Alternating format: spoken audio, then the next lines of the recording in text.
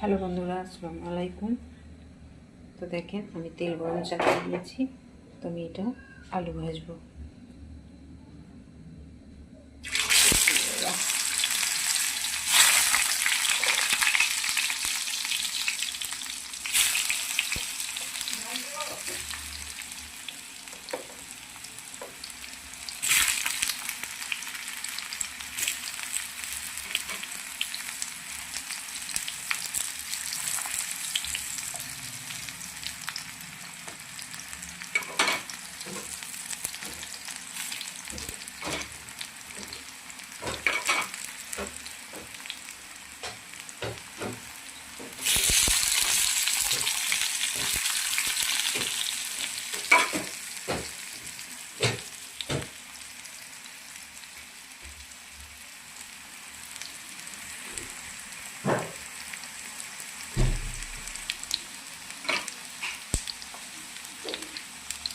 এবারে আলু এক পিস হয়ে গেছে।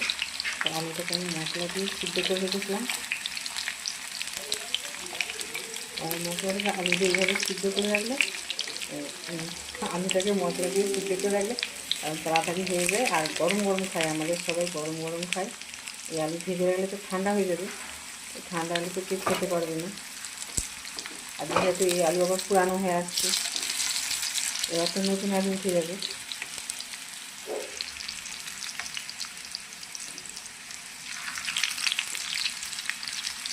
তোমার আলু সিদ্ধ হয়ে গেছে, এবার আমি তুলে দেবো।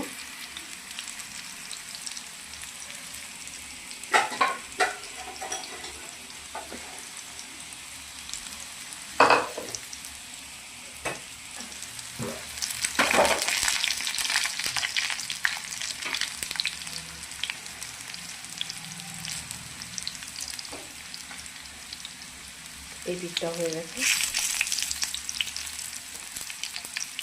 তো আমাদের সব জিনিস গরম গরম খায়, আমার ছেলেও খায়, আপনার দাদাও খায়, সব গরম গরম খায়।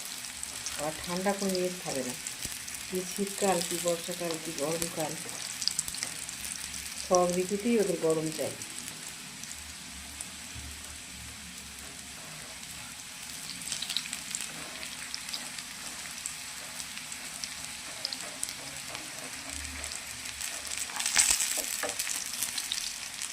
বন্ধুরা, আলুটা হয়ে গেছে, দেখতে পাচ্ছি।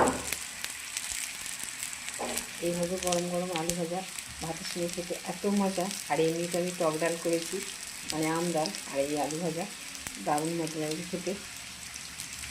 তো আপনারা এইভাবে আলুতে